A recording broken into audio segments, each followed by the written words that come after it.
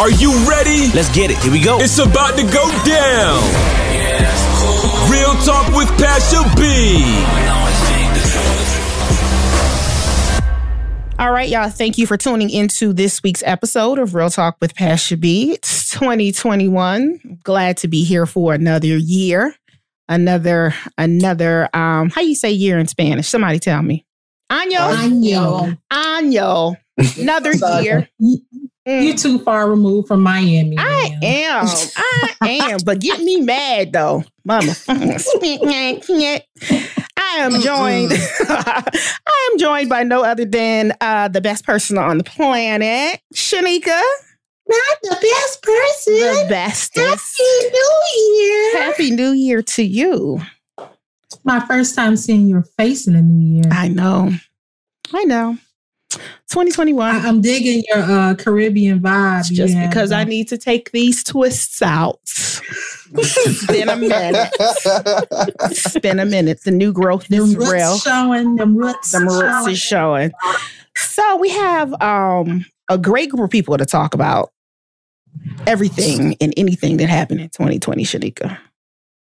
I see. Yeah, why don't you go ahead and bring our people in? Wow, we have a couple of oldies but goodies on the show.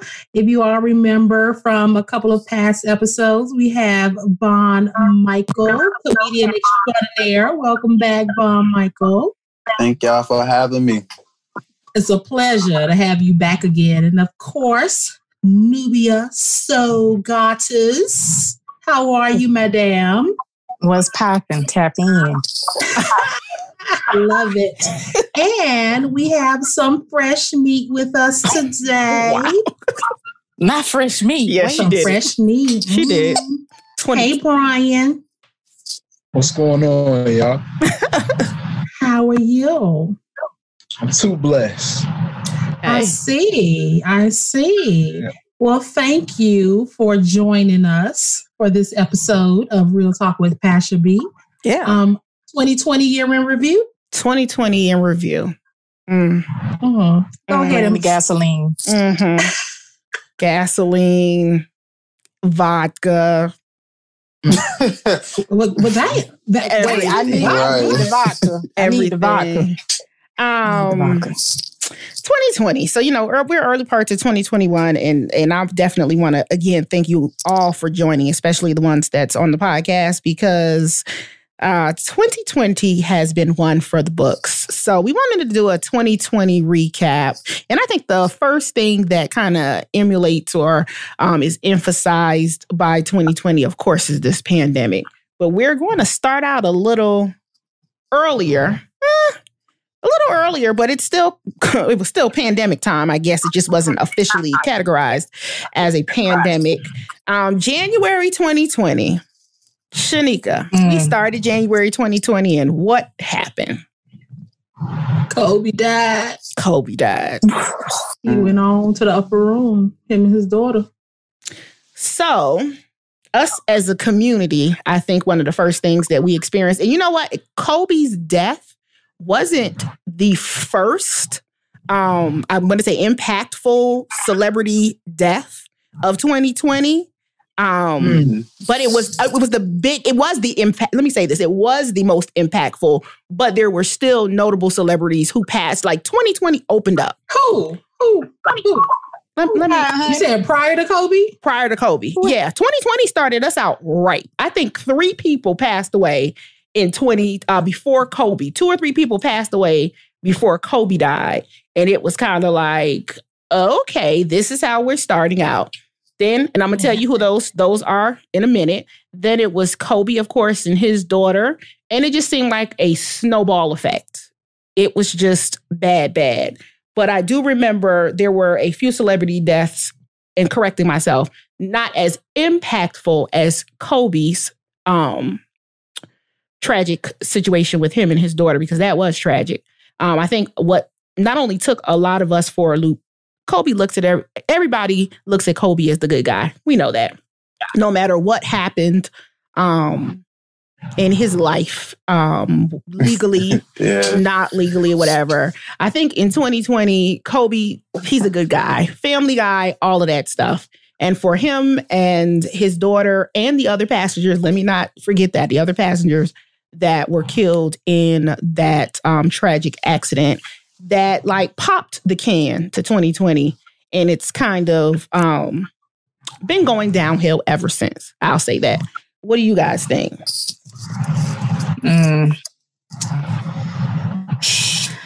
Well, how were you all affected by Kobe's death? I have a story about this. So the night before Kobe passed, I don't know if you remember this, but I was actually on a cruise and LeBron James had broke his scoring record, some record the night before. Mm-hmm. I had a young lady with me and we were talking bad about Kobe that night because we were LeBron fans. So we arrived in Miami in the morning, and I get on a plane. As soon as I touch down in D.C., I look at my Instagram, and everybody on the plane's talking about Kobe Bryant. And that's the moment that I had realized he had passed. Mm-hmm. I had felt horrible because all I remember is the night before and defending LeBron, you know, being possessive over some stupid statistic and kind of talking bad about Kobe the night before, not realizing that this man might not be here tomorrow. Oh. And that was really how my year got started off, was just the importance of the company that you keep around you, the people that are in your face. Whether you love them, respect them, or hate them or not, it matters. And my appreciation for people changed because that's a tough one. Like nobody's more beloved than Kobe. And I didn't really put that in perspective until I saw people on a plane acting like one of their children had passed. And me feeling a part of that as well. So that was, to answer that question, that's how I was affected by Kobe's death. It was very personal for me just because all I remember was the night before, it was a game going on, and I was so happy for LeBron that I kind of, didn't respect him as a man. I didn't think about him as a real person, Wow. Yeah. And you said something, and I'm going to let the other people chime in as well, but you said something about just like kind of being in the moment and being grateful for the presence of people around you because you don't know when they will no longer be here. And I'll definitely say that's something that I have learned to embrace as a result of 2020. Does anybody else have anything that they want to say about how Kobe's death may have impacted them? I'll say two things. I'll make 2 points.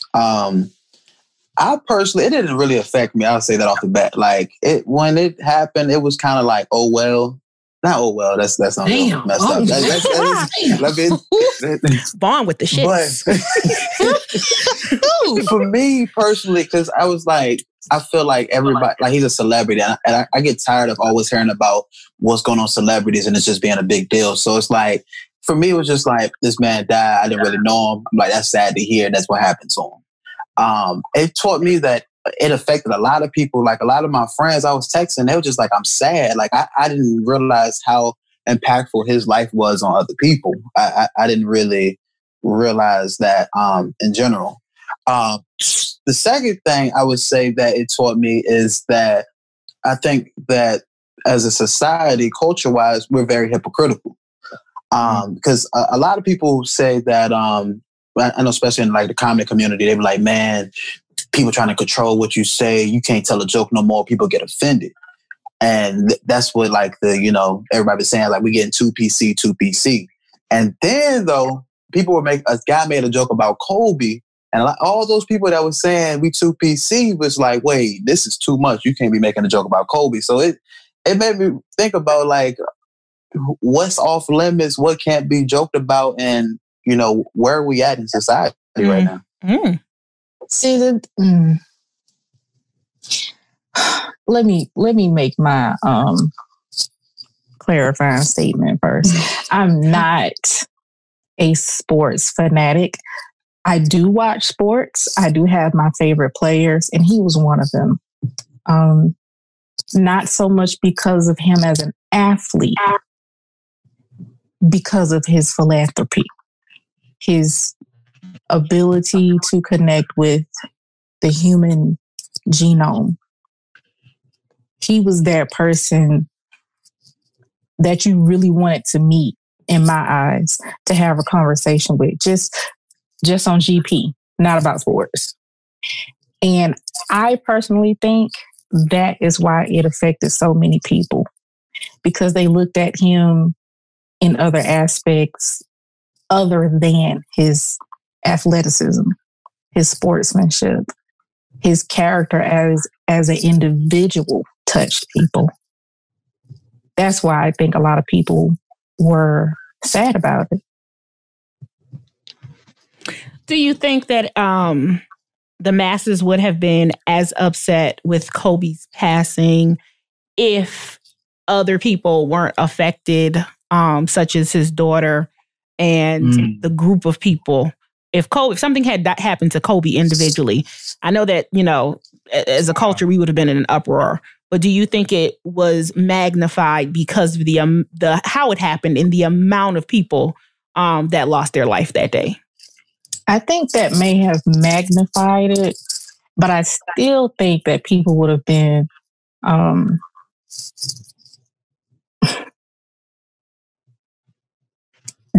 hurt by his passing.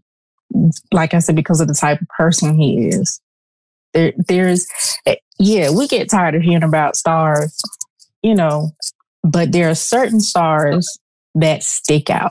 He's one of those that stick out because of, like I said, his character, who he is as a person.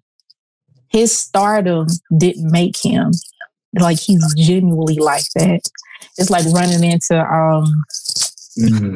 what's his name? And it's a shame because I know this man's name. Mike. What's his name? Here in Atlanta. Y'all Killer know Mike? Killer Mike. It's like running into Killer Mike. Like, who wouldn't want to sit and have like an everyday conversation with him about life, humanity, business, music, just whatever, family?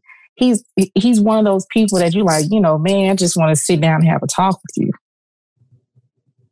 I don't want your autograph. I want to sit down and have a talk with you. So you're saying because he is, let me not say was, he's impactful, especially locally to us, or the reach of his impact with it being magnified, I'm going to say, because me, you, Sheneka, we're from Atlanta. That's probably how other people resonated, how they gravitated or how they were connected with Kobe would probably be in the same facet that somebody local would be connected to a Killer Mike, maybe not even have ever meeting him, but understanding what he has done. And philanthropy. I think that was something that was important that was said about Kobe in regards to what he has done for people or for groups of people. That's why people probably were so just reacted in such a way where it was like they lost someone that they had knew. And the two celebrities, one of them, I had never heard of this young lady, but I remember it was close to, and it happened like on New Year's Day for both of them. So, Nick Gordon. Nick Gordon was Bobby Christina's partner. He passed away on New Year's Day. And then there was another young lady who was a musician. Her name was Lexi Alajoy. She passed away. So it was like two young people who passed away New Year's Day, 2020, which kind of death, I think, is what sparked that for me, that we're starting out 2020 in a certain kind of way. So then when know who else passed? Who? On the first last year? Who? Stern, the NBA commissioner, the man that gave Kobe every championship that he won. Oh, that's right. That's right. Yeah. Yeah. It was just, to me, it just started early. It was like, okay, it's January 1st, and now we're announcing that people, we know people pass away every day, but just announcing that these people have died is like, my gosh, can we get that first good new 2020 meal in our stomach before we start talking about who has passed away already? So yeah, we started first. Yeah, like come on now. But we started out with that early in 2020, and then we crept through February, and we lost people in February as well. But then COVID, we started to hear about this thing called COVID-19. And I don't know if we would have thought we would have been here where we are now back in February. But I know it wasn't taken serious by a lot of people, including our current administration, which could be the result of why we are currently in this position, at least to a degree now. But then we had COVID-19. Still ain't taking it serious. Well, and that's true. And talking about COVID, just some of the stats, I'm going to talk about it worldwide. So COVID-19 it's titled COVID-19. The 19 indicates allegedly the year that they discovered that this was an issue.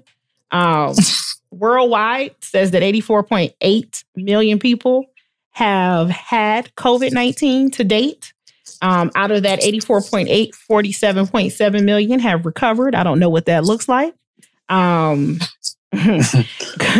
Because I don't know what percentage of that 47 million have recovered and are still in the same physical health that they were prior to COVID. But the death toll worldwide is at 1.84 million people. So let's talk about COVID a little bit. So where were you guys, I'm going to say February, March of 2020, when COVID started to take flight, gain its wings, gain momentum? What were you guys doing then? And what did you think about COVID when it was put out and publicized and given an official name? I was on tour. I was on tour, and I remember hearing it. They was like only old people can die from this. I was like, oh, I'm good. And he's so messy. I remember when they said black folk couldn't get it. Everyone was like that. They said black people couldn't get it.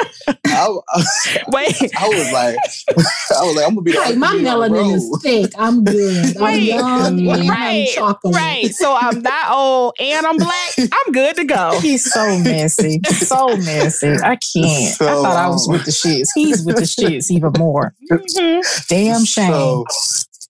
It was March, and then you start hearing about it more and more. Like at first it was like you were hearing about it, but it wasn't that serious. Then it was like more and more and more. And then I remember literally it was like March 19th. I want to say it was like either third or fourth week of March. I was literally, I remember like all my gigs were just getting canceled. I'm getting emails, gig canceled, gig canceled, gig canceled. And I'm like, oh, this is real. And because something real when it affects your money. That's one. Who you telling? And so the initial thought for me was like, this is only gonna last a month.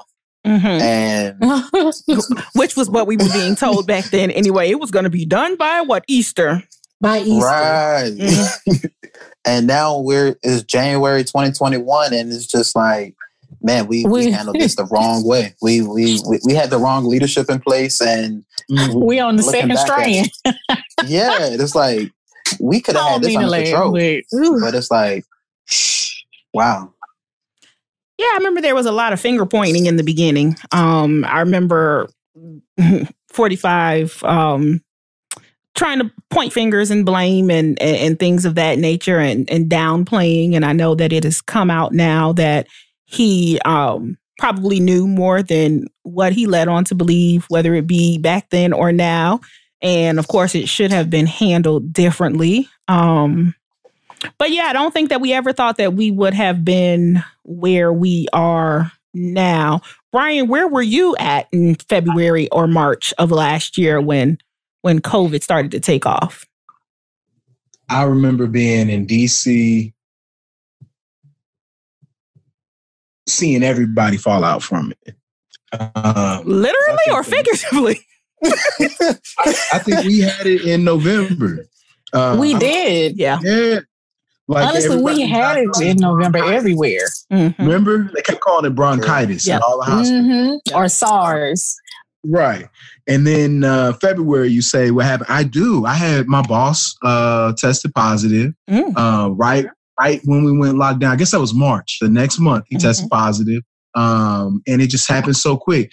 I remember the next month I had like a cousin, and like that February, March was just remember when you was like, it's not real, and you kind of was still bargaining with it. And then it seemed like it cascaded right after that for me. Yep.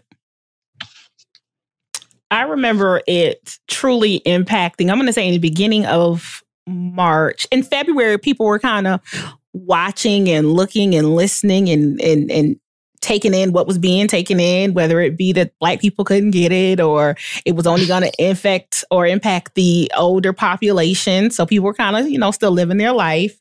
And then you're right, the count of people starting to get it or being diagnosed with it started to pick up in March. And I know for me, from a professional standpoint, our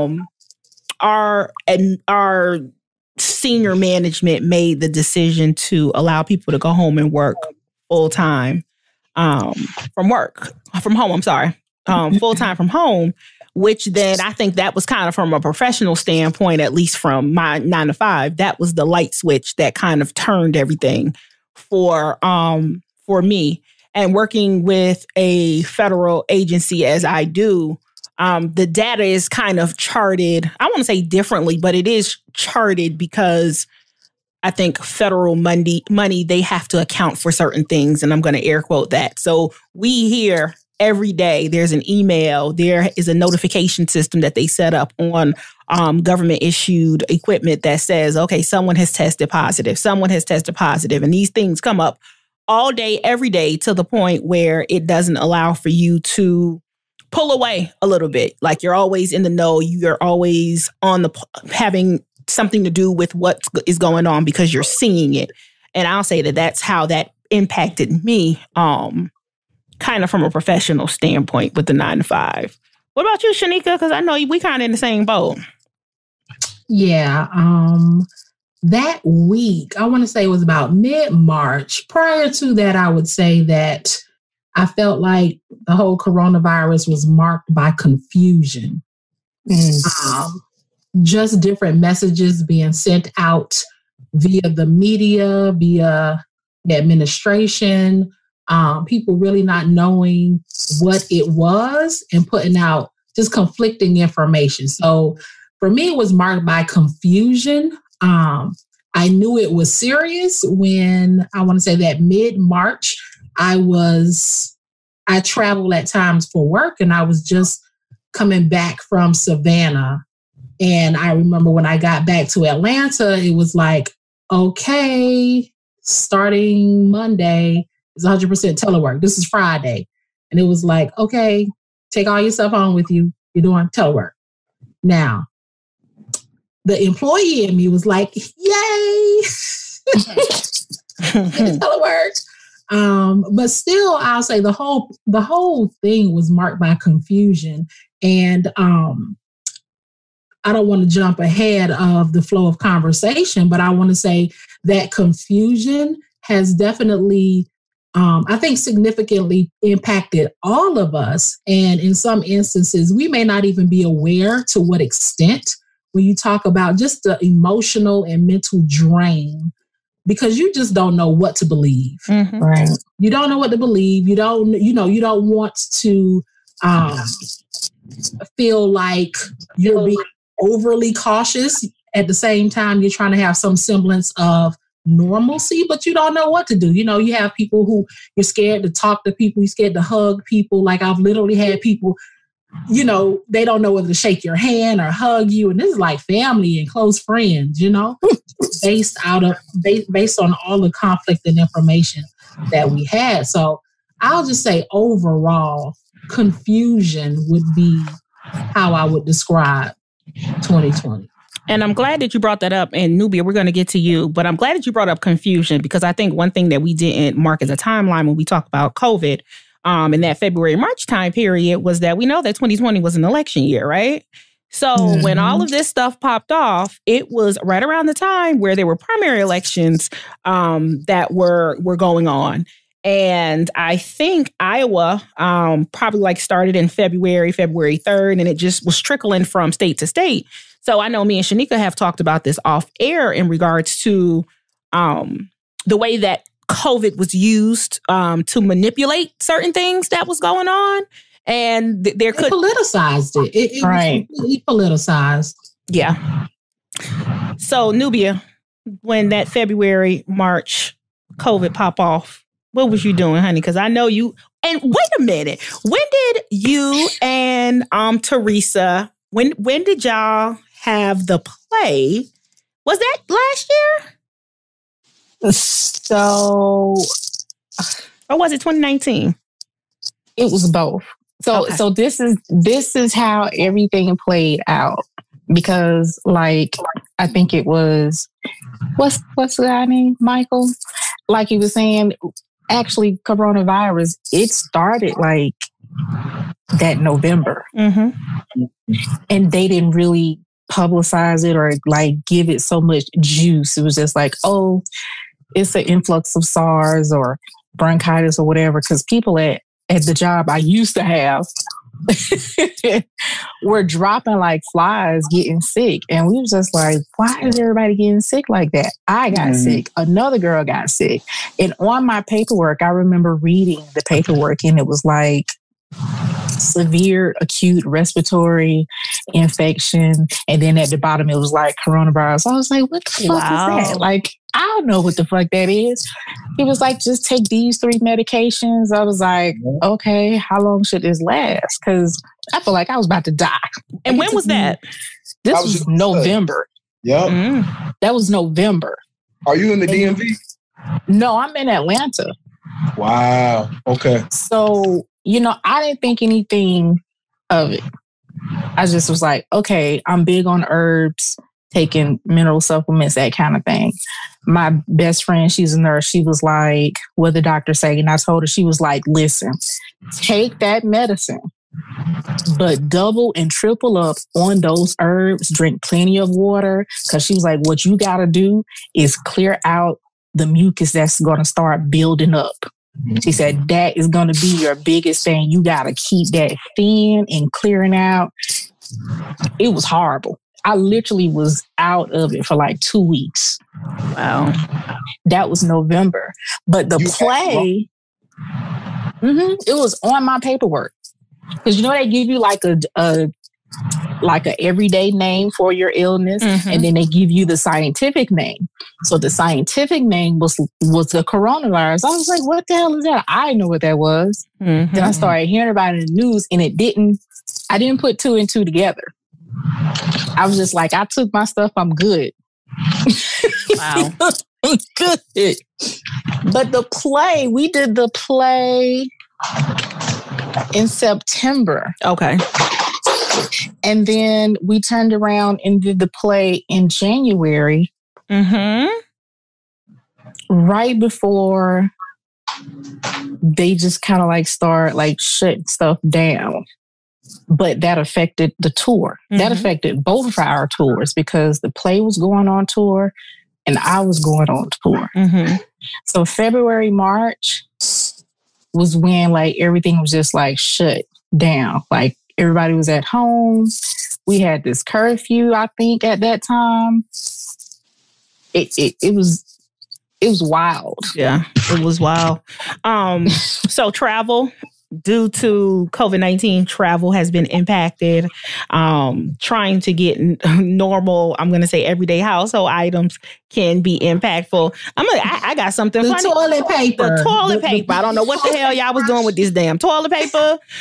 These damn paper towels. I don't know. But what I found to be stressful outside of those household items was I had to replace my washing machine and my dryer during this time period. Oh wow. And I'm going to tell you how long it took for me to get, I'm talking about going to home improvement stores, Home Depot, Lowe's, in order for me to for something to come in for me to buy it, it was, of course, being impacted because the manufacturing of those items had slowed down because the people working in, whether it be the warehouses and the plants and stuff who make that, they were getting sick, or their companies were shut down because they was losing money and all of this stuff. This is a vicious cycle. So one of the stressors that I had trying to get a goddamn washer and a dryer, do you know how long it took me? It took me like, and this ain't really long. It took me like 30 days. It was long enough. Let me tell you, I don't do laundromats. And I had to go to the laundromat several times and was pissed off. Hey, ma'am, you are not that far removed. Take that laundry basket to the laundromat. Let me tell you something. She said it took so long. Together. And then she turned around and said 30 days. 30 days. I thought she was going to say like 4-5 months. No, she said 30. Pasha, I'm not going to play with you. Hold on, but this shows how, I'm going to say how we are coddled when it comes to certain things. So I'm used to walking into Home Depot or Lowe's and getting what the hell I want, right? I'm coming in here with my cash money, take my damn shit so I can walk up out of here, and to tell me that it's going to take 30 days. You talk about something, what? I expect to walk in and walk out with the delivery date. Not you going to call me when it come in. No. But I'm telling you, this is how. Did you have 30 days worth of clothes? Man, listen. Damn. Fun. I think I had to go. I stretched going to the laundromat twice. The second time, I was in there pissed off. It was hot, all type of shit. I'm like, I don't need these funky ass clothes. I'm going to go buy some new clothes. I ain't got time for this. Nope. Oh my God. All you need is underwear, ma'am. And those are right. Well, what's funny is at this point in time, we're working full time from home. So how much clothes do you think people are using in that time? I don't know, but it was the most stressful time of my life. So yeah. Hilarious. Now imagine if you didn't have toilet paper. How about that? And so with that being said, I not understand why people went out and bought it the way that they did, but I understand why people was getting into shit behind toilet tissue and paper towels, because people's cousin in there going to buy a truckload of paper towels and toilet tissue. For what? What was this supposed to give us affect our digestive system? What was going on? I don't know, but I know now. If the zombie apocalypse comes, I need paper towels and toilet paper. Okay. Well, you better start buying an extra pack every time you go to the store now. So You're right. Right. You're right. Get caught up in that. Because you know they talking about that second strand is here. We don't know what's about to go down. And Atlanta's we also don't know what's going to happen with the new administration, how they're going to handle it. Right, because I don't know about Joe. I'm just gonna put it out there. He looks sleepy to me. I'm sorry. Well, let's talk about it because Wait, what? we segued into that real nice. So now we're gonna talk about this election that happened in 2020. So we now know that President-elect Joe Biden has he been certified? Because Trump's still bugging. Yes. He has been certified? Yeah, I think so. I think he has been. Okay. Well, I heard today that 45 was on the phone with Secretary of State, I believe, in Georgia, trying to beg this man to change these votes. So I'm like, if the damn thing is certified, why are you still trying to barter and intimidate people? But with that being said, we have a new president. We got a new president that's going to be elected January 20th. That's Inauguration Day. We also have the first, I'm just going to say African-American. I know she mixed with a whole bunch of stuff. Oh, Lord. Well, we have the first African-American woman who's going to be vice president of the United States. Woman of color. Thank you. You can say woman of color. I would like to make a point on this. Go ahead. Yes. We have just had an African-American man or woman. We've had mixed race background, African-American men and women, which representation is key. I just think it's interesting. I don't know if it's a subtle point that America's making about a traditional Black man or woman, but it's interesting, right? That we have these high-profile politicians, and they are usually of a mixed race background. Mm-hmm. And you're saying... When I was in high school, I made a speech about this, and I just think it's funny. 20 years later, it's all coming to fruition. And so you're saying the emphasis on that this particular person or at this particular time, the person is mixed race is being emphasized, or? it's always a mixed person. The African American representation is always somebody of a mixed race. I see what you're saying. Or vice president. I just think it's interesting, not to downplay their accomplishment. I just, as far as identification, I've always found it interesting. And it's just something I've observed over time, especially in politics. Brian trying to start shit and not start shit. I mean, start shit and not start shit. They started the shit that the shit was started. So I understand. I'm with you on that. No, I just want him to spit it out in 5 words. But who's making a big deal about it? I mean, is it them or they have not elected a full-blooded Black person or African I didn't say that. See, Nubia, this is why I said he's starting shit and not starting shit. Go ahead. I was going to say it, but I said it. So now he's trying to say that ain't what he said, but that's what he said without saying it. This is a safe place. Say what you want to say. That's what he meant to say. I just say there are optics in politics. Gotcha. Right. Okay. Optics in politics. He used 3 words. Okay. This, in my opinion, is like a classic several episodes of Scandal. That's funny. Give us the analogy. Because everybody didn't watch Scandal, goddammit. Give us the damn analogy. Well, listen, I'm a Scandal fanatic. Scandal is about the presidency. All the things that they go through to put a man in office, all the stuff that goes on behind doors, those closed door meetings that the public never gets to see, the optics, like he said, they're always looking at optics. And for those who don't know, listening to the podcast, Olivia Pope was a publicist. Because remember, during the whole thing, when it first came on, the girl was like, "Are y'all lawyers?" They're like, "No, we're not lawyers. We're gladiators." They never said they were publicists. But it took me having a publicist to say she's a publicist. It's about the image. It's about the image. The show is showing you how business is run, regardless of what industry it is. It's about optics and marketing. What you can prove, what you can make people believe, what you can make them agree to, what you can make them feel comfortable with, what you can make them not like, what you can make them hate. That is, we're in episodes of Scandal. I swear to God. Yeah, absolutely. And I can say I can agree with that to a certain degree. I think that the United States population as a ain't whole. No Black woman fucking 45. I'm just saying.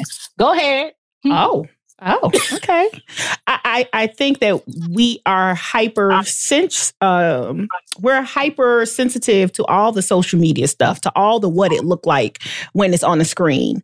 And I think that was one of the reasons why 45 was actually able to be successful. It was a marketing gimmick. It was identifying your consumers, understanding what it is that they wanted, selling it to them, whether you was going to do it or not.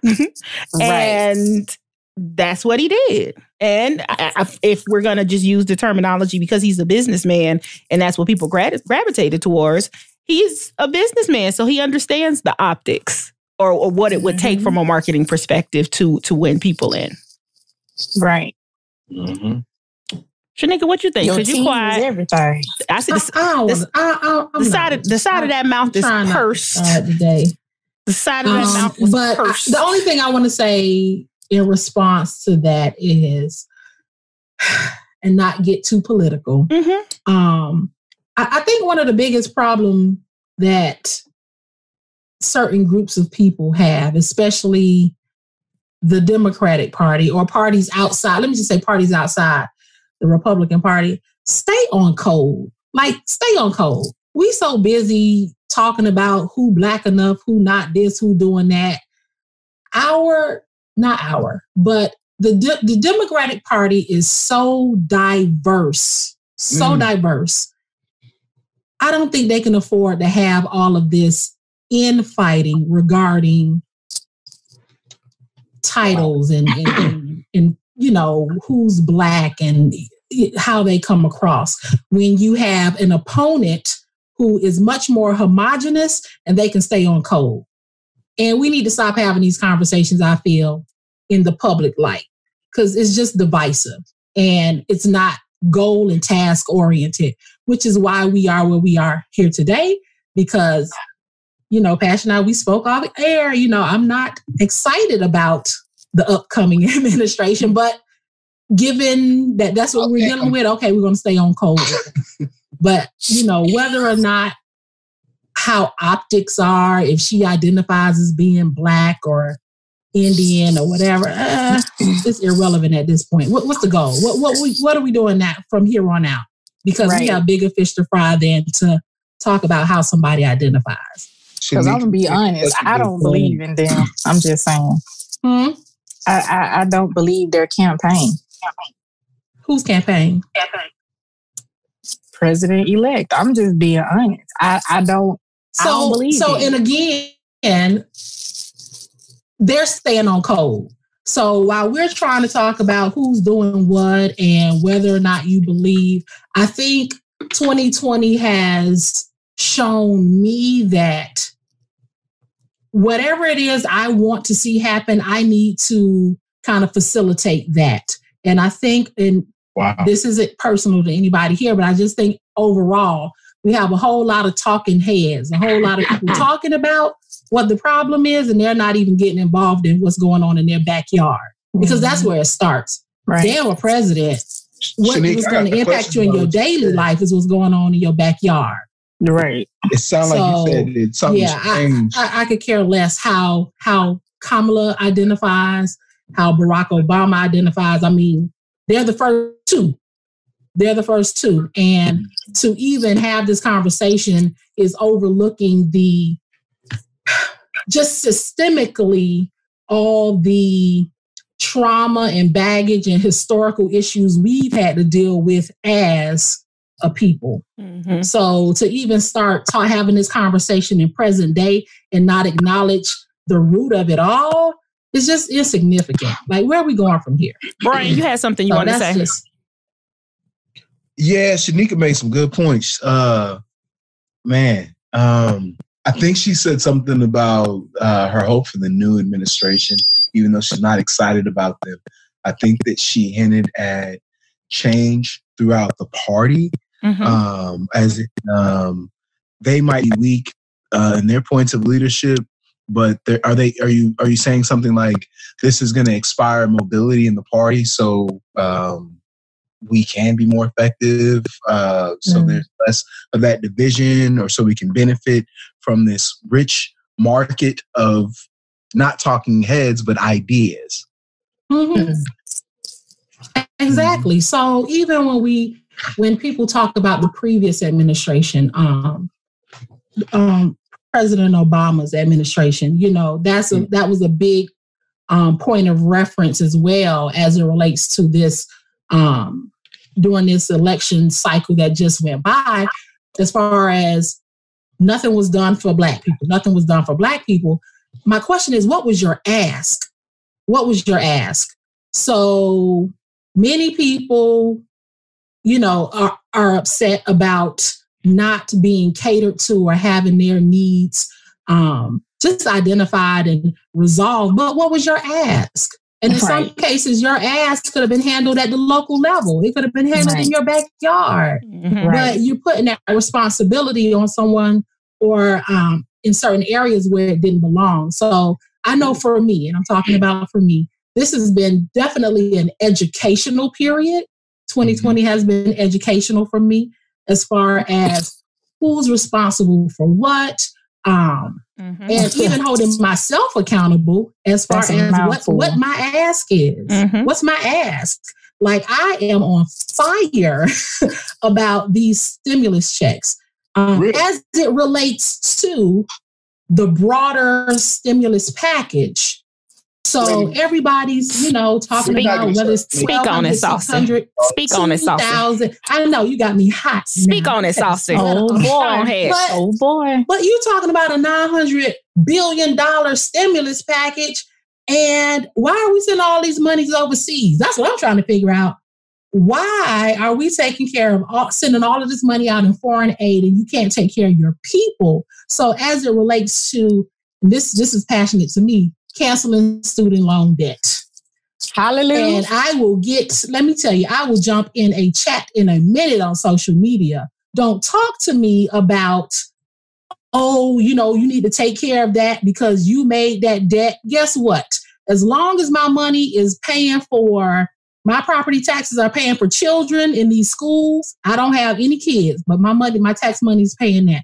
You sending billions of dollars overseas for wars and foreign aid, guess what? You need to take care of your people. So if your people need their student loan debt canceled, you send that check. Cancel the damn debt. What you say? Send that what? Send that. Have you seen the card yet? The who? The cost of that card. There's a statistical information where it's actually cheaper for our government to forgive student loan debt than to. So yeah. Absolutely. And you have people actually arguing like citizens about taking care of your citizens, even with this stimulus package. And, I'm going to say I'm grateful. I haven't missed a check, but I know there are people out here who really, really need that money. But you have people out here arguing like, no, they shouldn't get this. And I have a problem with that. Take care of your people first. And if that means paying them stimulus money or canceling student loan debt or what have you, or putting a forbearance or deferring mortgage and rent payments, do that. Take care of your people first. Because I'll take a whole lot of money out of my check each and every pay period. I've been working since I was 17 years old, and I'm way older than that now. I need a return on my investment. Okay? I'm done.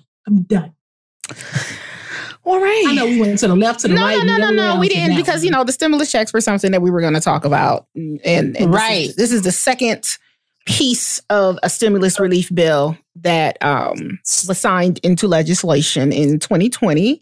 And as we all know at this point in time, because the memes are out there, the $600 was less than the initial $1,200. And let's look at the time frame. I believe the initial stimulus of $1,200 minimum started to go out. Was it April, somewhere around there? I have April written down.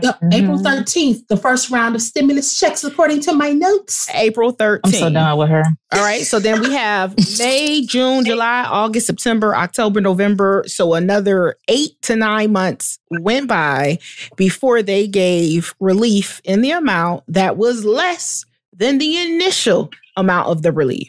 So you have a lot of people. There's a lot of people. I'm going to not say there's a lot of people. There are people who have not missed a paycheck. There are some people who have missed about 20 paychecks, right? And with that being said, it's insulting for you to pass a bill that's $900 billion and the percentages that are broken off into certain areas that doesn't directly impact the United States citizen. And then you have representatives from our political system who is sitting there saying that a one-time payment of $2,000 would be too much to give because there would be people who may get it that don't need it. You know what? Boy, I tell you the truth. This every time I hear this, it irks me. I'm going to forever revert to Scandal. Okay, because it's Nubia Soul. No, for real, because it's so similar. The things that are going on within the government, that they show, that they leak, that they don't show, that we kind of assume because of what they're doing.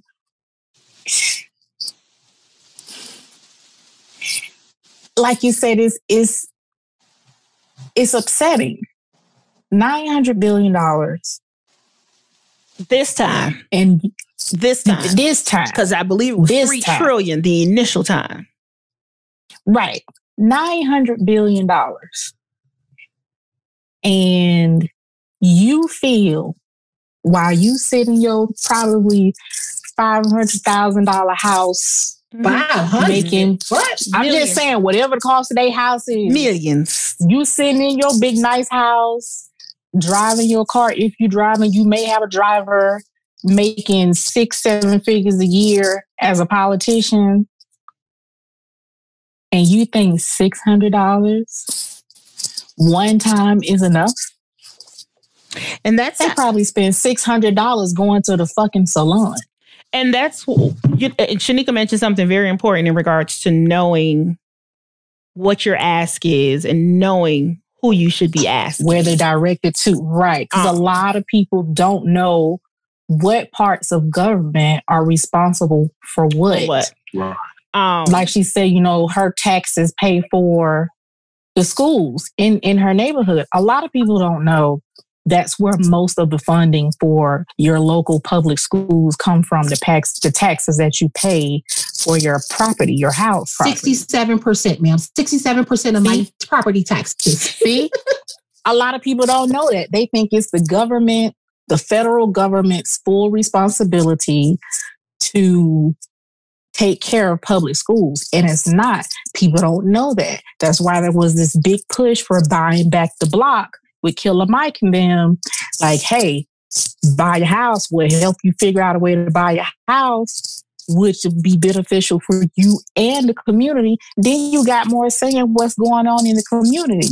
But when you don't know, it's a lack of knowledge. It is. And who's responsible for that lack of knowledge? Because I'm going to tell you this.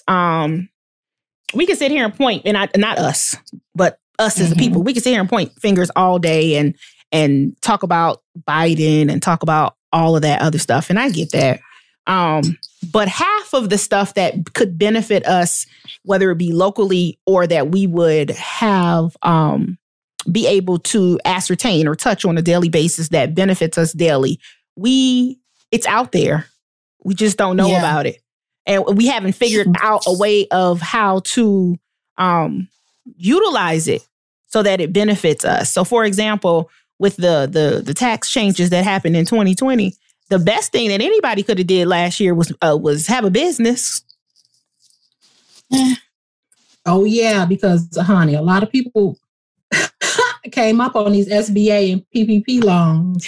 Yeah, I don't know if they're going to audit it now, but oh, they're going to audit it. Trust and believe. We soon going to find out. Because some people have already said that they've gotten letters saying that they needed to give the money back because they didn't spend the money properly, or whoever dug into their case or their paperwork was like, wait a minute, we need XYZ. If you ain't got this, can you give us a copy of this? We're going to need this money back. And I don't even have an issue with the audit. Like, if people establish, a lot of us deal with cash-based businesses. We do a little stuff on the side, whatever. I'm talking about understanding the rules to this shit. That's what we don't know, right? These tax codes and these laws were written for a normal person to be completely confused by it, not know what's going on, and not take benefit of it, right? If you've been doing hair out of your house for the last 10 years, I'm not sure why you haven't established that into a real business so that you can get some of these benefits that small businesses and or other entities are able to get.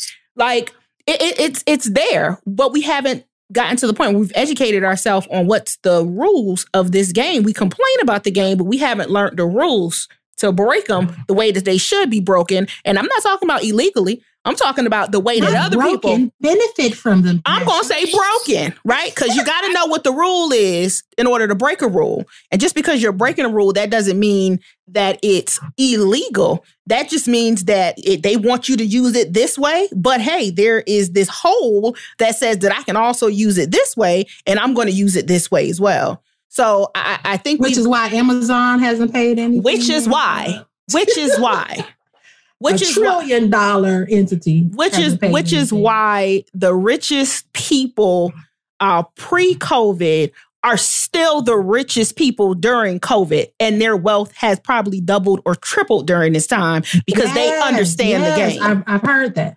They're buying real estate. And the stock market. And that stock market. That stock market. I mean, yeah, but like you said, a lot of it is real estate. Mm-hmm. Mm-hmm. And guess what? As soon as they remove this, eviction moratorium? What do they call it? Moratorium that they have, a whole lot of people are going to be displaced. And guess who's going to, swoop down and get the real estate? Mm-hmm. The people who got it. And unfortunately, I don't even know how to feel about it because, I'm mad I missed out on that 2007, 2008.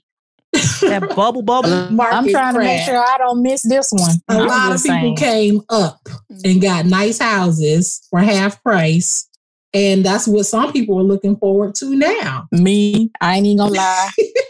I'm just saying, because I pay too much for an apartment. I need a house. Put yourself in position. Mm-hmm. I'm doing it as we speak. It is not a game over here.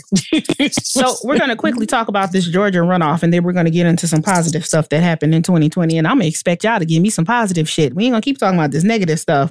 Okay then. Mm-hmm. We're going to talk about some good things too. Like you trying to get a house. That's a good thing. I don't care what nobody say. Understanding again what the rules are to the game is. And benefiting from it. But we do have this Senate runoff that's happening January 5th, Tuesday. If I get one more piece of mail, one more text message, getting text messages, calls, the calls, the postcards, the pigeons flying in the air, the people knocking on the door. I swear to God, neither one of them should make a salary for the first 2 years for all the money that they spent in marketing and promoting this. This is the worst. I'm 37 years old. I've never seen anything like this before in my life. I haven't, but I'm going to tell you with what they're doing because of the stakes, and I'm going to air quote that. So we do know that the Senate is up for grabs. And we mentioned President Obama's his tenure as a president. And if you understand what obstacles he faced as a president, especially in his second term, to try to get anything, no matter where it was coming from, to try to get anything to him for it to be signed, that was a feat in itself. So with this Senate runoff, there are 2 seats that are up for grabs that could sway how the Senate is demographically from a political standpoint. I believe with these 2, it would tip it the favor for the Democrats to have a run of the Senate. And as we know, it's the House first and then the Senate, then the president. So a lot of these initiatives that are representatives, whether it be House of Representatives, senators, are people who are supposed to be representing us here on the local level. These are the issues that we need to be paying attention to and the races that we need to be voting in, because not only do they impact at the congressional level, but these are the people that's going to be running the show here in the state of Georgia. So again, understanding what their roles are, no matter what state they are in, and knowing your ask and holding them responsible for what they have been elected to do. I think that is what our jobs are as citizens of the state. I want to ask about relationships generally, whether that be professionally or whether that be, and why everybody, wait, did I strike a nerve? Hold on. People, I said relationships. Brian started dusting. Brian even showed his face. Wait, he was dusting off like I had threw some dirt on him. Nubia, she had to shake her head about 5 times like I threw some water on her or some shit. Vaughn is the only person whose face kind of stayed like, okay, we're talking about relationships. But with the pandemic, relationships, whether that be romantic relationships, friendships, business relationships, how has the pandemic affect how we have interacted with people?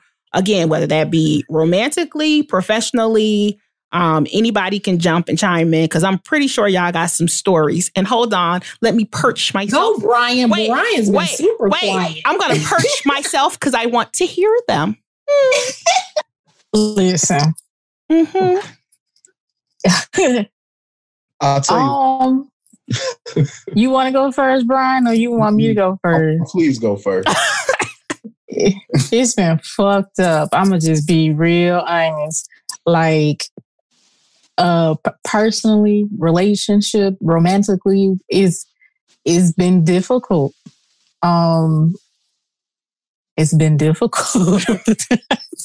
Care to elaborate without being specific? Because I was with someone who was a healthcare worker. Mm. So they've been working a lot out of state.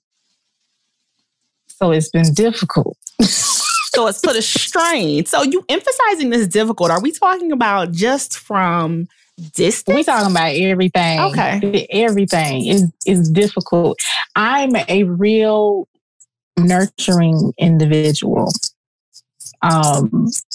When it comes to love languages, physical touch is one of my top ones. So it's been difficult. Girl. Mm-hmm. So, that and communication. Communication has been crazy on all types of relationships, business, personal, whatever. It's been crazy. There are those people who I've not heard from in forever who decide to just start calling or texting. And then there are those people who they kind of shut it down. And I'm not upset with them for shutting down because I feel like a lot of people needed this break mentally. Not having to go into an office and deal with people who may not necessarily really like you, just deal with you because they got to work with you to get a job done. That has been a relief for a lot of people. Mm-hmm. Mm-hmm. I'm quite sure of that. But at the same time, because I know we're supposed to be going into a positive, it has allowed for new relationships to occur, especially business-wise. For those, like she said, who took advantage of this time to launch a business, learn about business, push their business. I know for me, I had to take a step back on some of mine. Y'all know I do a whole lot of shit. But that's only because I now have a publicist. So I had to put certain things in order. And putting it in order, I have learned a lot. So although I did not make tons of money 2020 with my businesses, I learned a lot of stuff that I needed to know that I didn't know before. So it's still a plus for me in that aspect. You was able to get your house in order from a business perspective. Right. I was able to get my house in order. So in terms of relationships, I think it encompasses every part of it. It's been difficult. It's been fun. It's been eye-opening. For some, they've probably gotten closer. I know some people who split up during the pandemic because they realized they really didn't like each other. I mean, everything has happened, I'm sure, for people relationship-wise. Brian, tell us about tell us what's been going on with you. Because he's been squirming and cheating and laughing. Damn, I need a drink. This might be good. Honestly, I'm just trying to survive. I think the pandemic changed things because all his girls found out about each other. That's what happened. Where's my drink? Why is it in the pandemic that we want to have high standards for our health, right? No one wants to contract COVID in a dating situation, right? I think that we've gotten to a point where we've outpaced our practicality. And the fear is what drives most of our decisions, right? So in the COVID world, I think we try to intellectually tell ourselves that we should stay home. But I have to admit, I feel, it may just be me, but we're more active now than ever as a people. I feel that the dating scene and our loneliness has probably caught up to us, not just collectively, but I'm speaking about myself individually. Am I right? I knew it. knew it. I was waiting on it. I knew it. Nobody wants to feel isolated. And after months of feeling alone and isolated, and, et cetera, I think that we've created these communities, right? A lot of us have gotten into routines. And I think that can be good to a certain extent. But long term, it's exactly what we're talking about. It's knowing somebody and having a depth of relationship to where you can really enjoy those mature, connect moments with your family and people that you love. I don't know what the hell he done said. I'm glad I'm not the only one. Let me tell you something. What I heard him say was, in the beginning of COVID, no, let me tell you what I heard him say. In the beginning of COVID, he was on a cruise with a young lady. Then I heard him say that I got needs. Right? Let me so I got out here in these COVID streets and did some reckless shit, right? But I'm circling back around because COVID allowed for me to spend time with my friends and my family. That's what the fuck I heard. That's what I heard. That's what I heard, Pasha. Okay. Like Simmons, you have to make lemonade. I got you. And that's what I feel makes the situation so good. Okay. He made lemonade. Vaughn, have you been as reckless? Have you been out there picking lemon trees and making lemonade like Brian had? Nah. It's so funny. So relationship wise, like family wise, I've gotten closer with my family. I would say that. Mm-hmm. This quarantine been very therapeutic for me. It's been able to like heal some trauma. And like really to spend some time myself and just like get to know me personally and like what my wants and desires are. Cause I feel like, somebody said that some people needed that break. I feel like I needed that break. Cause I'm on the road like 40 weeks out of the year. And like, I didn't realize going at that pace, you kind of like, you got a lot of like, you need a break from life sometimes and just chill. You need to sit down and, you always feel like you got to go, keep going. So this has taught me that, you know, even when things get back to normal, you know, take a break. You know, I got close with my mom, my brothers, my dad and stuff like that. Relationship wise, no, I haven't been out here in these streets. I personally, I'm too busy to date. I really am. I don't want to. Because for me, dating is like, it's almost like a job. Like you got to put time and energy into that. And I that's because you ain't really found the right one. Go on. Possibly. And I just don't want to put that time into it. And like, I'm more focused on like meeting career goals right now. So it's like my focus on, let me get these things done. You know, I can date all my life. You know, they got no, Viagra, you can't. so go on. I'm good. He said they got Viagra. What? No, I refuse to believe that anybody is too busy to date. I believe that you have not found your proper mate, because the problem is when you busy and she not, or she's busy and he's not, that's where the tug of war comes in.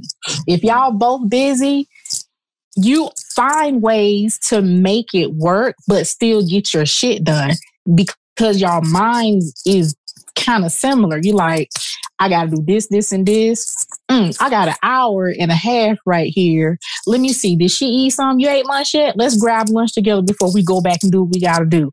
I'm just saying. I'm in disagreement. Vaughn, I got this. I got this one for you. I'm in disagreement. Okay. Go ahead. You can disagree. Go ahead. Because he has identified what's important to him. He's saying, and this is the problem with people. Y'all don't listen to what the fuck people be saying.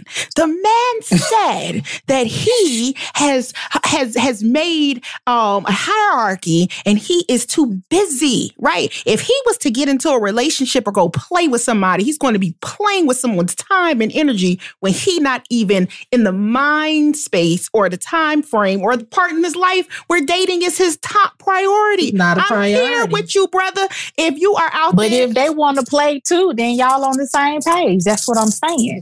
We're talking about relationships. We are not talking about friends with benefits. Okay? Yeah, I'm not going. We have identified the holes in the room. Yeah. No, I'm just being messy. No.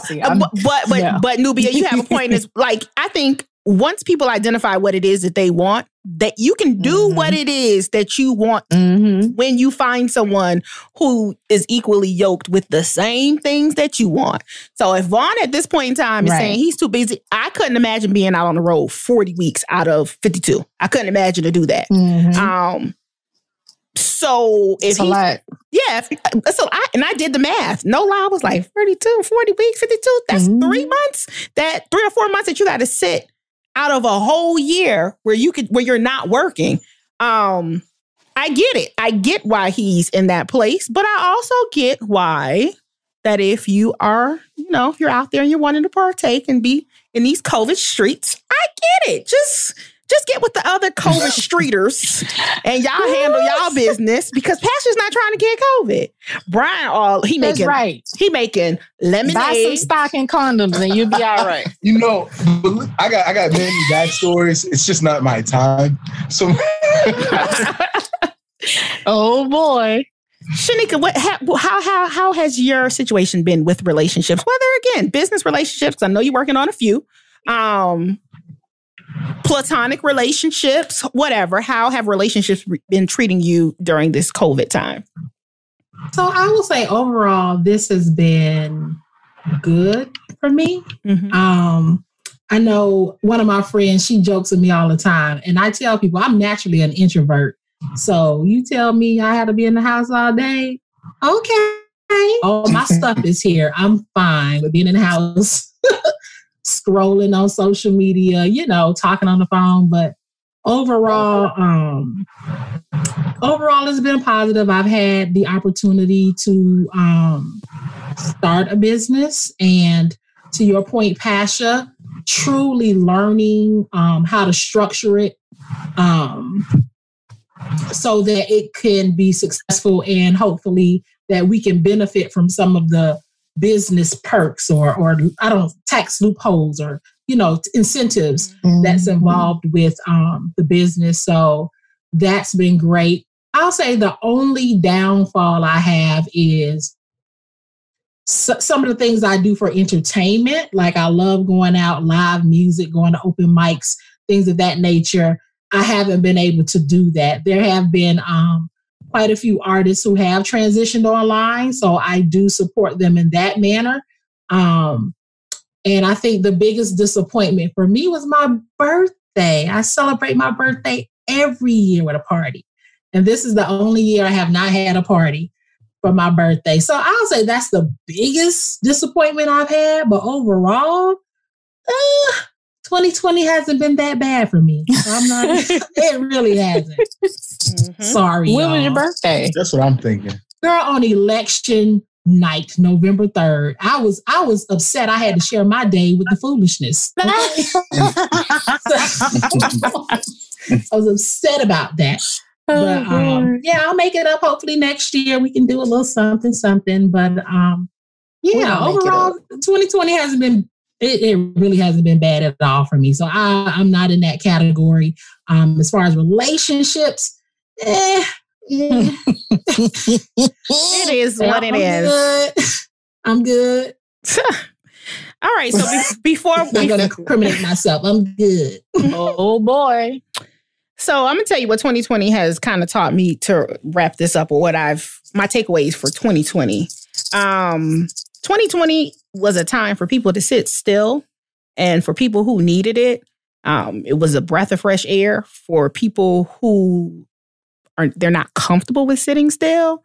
I think it either went two ways. You either embrace sitting still, or you probably caused some chaos so that it wouldn't feel like you were actually sitting still. Making lemonade. He covered his mouth. Making lemonade. Suspect. Go ahead. Were you the cause of the chaos, Brian? statute of limitations. It's 2021. That's true. Because once we're done with this, new year, new me. Once we're done with this, we're not speaking about 2020 ever. I think 2020 either developed some resilience in us, or it made us have to embrace being resilient, to change, to not being able to do, to being uncomfortable. We had to be uncomfortable in certain situations. And that uncomfortable could come from whether that be not being able to go to the grocery store every time you wanted to go to the grocery store, or being mindful, even wearing masks. We've had to embrace certain changes. Relationships have taught me, or the COVID has taught me, that with relationships, you either got closer to some people or you strayed away from some people. And I don't think it's wrong whether you did either. You probably had to do what you had to do at that point in time, or they had to do what they had to do. I think this was a time where we discovered, we could have discovered who some people truly were. And if your energy gravitated towards them, that was good. And if it didn't, I think it was okay for you to withdraw from those people. So, did you see where the divorce rate, I think it said, went up like 34%? Oh, yeah. And without quoting the rates, that's exactly what I was talking about. Some people found out that they actually... Some people found out. People actually found out that they liked their mate, or they truly, I don't want to say disliked, but there were issues that couldn't be overlooked. They couldn't fix. Yeah. Yeah. You either like the person or you... Because I think overall, we are so distracted with going to work, our routine, right? Mm-hmm. And we really don't even have to deal with a lot of the people in our lives. And I'll say even people with children, you send them to school, you go to work, you don't have to deal with them. And I know we didn't really touch on it, but even, dealing with children being at home and you having to help them now with their work and everything. So the same parents who were talking about the teachers, this teacher, da-da-da-da-da-da, found out about your kid. Right. Found out little Jimmy can't read. Right. For real. And you have to take some responsibility for that. So I think overall with the relationships, whether it's parental relationships, romantic relationships, the sitting still and seeing, reality for what it is and having to make a decision as far as how you're going to move forward. Yeah, I think that even though it may look like a negative thing, I think that was a good thing. That's a good thing. And if you had to sever a relationship, I would think that's a positive. Mm-hmm. Probably was meant to happen. What have you taken from 2020 that you're going to utilize in 2021? Weed. How much I affect situations. Did somebody say weed? I did. That was a delayed reaction. It was like, hold up. I heard her say something, but I didn't hear, okay, weed. Okay, check. Weed. Check. I would say for me, boundaries, setting boundaries. That's something that I had to learn, not to be afraid to set boundaries with people and protect your mental health. And to be honest with you, I didn't even know what a boundary was until 2020. So that was the biggest thing I say I would take away. Wow. That's a good one. I agree. Brian, what about your boundaries? How about that? I'm just looking at his face. And I need to learn what that actually means. As far as what I bring from 2020, just making sure I bring value to a situation. Really, like that's what 2020 taught me, because people go to where they feel safe, and I think in the pandemic you saw everybody's go-to move and who people are really depending on. I want to have more people that I can depend on, and I want to stay available for the people that need my assistance, So value, that's what I got from 2020, making sure I always have my value and I bring value to situations. That's a good one too. Mm-hmm. Sheneka, what you bringing in to 2021? I think I am with Mychael. with the boundaries. Because I know you've been hearing me saying, protect my energy. I am protecting my energy. Look. Yeah, I would definitely say protecting my energy. Learning. So a goal I have for myself, and I've started already. Discipline, I would say, because I've been kind of reckless, especially not being purposeful. I would say that. So certain things I've decided to be more purposeful with is how I spend my time, how I spend my money, especially, and who I allow in my space. Like, yeah, you can't. I'm bobbing, weaving, blocking. You can't get in my space. Protecting my energy. All right. Pasha, what about you, ma'am? Being in the moment. Oh, look at you getting all deep. You meditate? I do. I need to do it more. Being in the moment. And I'm glad that you say that, because when you meditate and when you're focusing on your breathing, I have never felt as present, I will say, outside of when I meditate or when I practice breathing. It requires that you be in the moment. It requires that you be fully engulfed in what's going on. And I plan on doing that more. I hold my breath a lot. And that's a bad thing. So I know when I practice my breathing, I am practicing inhaling and exhaling and the oxygen and the process. And it clears a lot of things up for me. So I am going to be more in the moment. Yeah. All right. Anybody else got anything to say before we close out this podcast, this Hosh Posh podcast of recapping 2020 in all of its glory? Floss your teeth. Not floss your teeth. Well, we do have some movers and shakers. So I'm going to ask Brian, tell everybody about your podcast and where they can find you. Absolutely. I host Modern Black Man Podcast. I'm available on Apple Podcasts, Stitcher, Spotify, Breaker. You can catch me on social media, Facebook, Twitter, IG, Snapchat, SoundCloud, TikTok, Chubby Idris Elba. Say that one more time. Chubby Idris Elba on all platforms. If you need me on social media, it's easy. It's at Chubby Idris Elba. He's a mess. Nubia, Miss Creator, Yes. where can people find you and stay in contact with you? You can find my music everywhere. Spotify, iTunes, Tidal, SoundCloud, Deezer.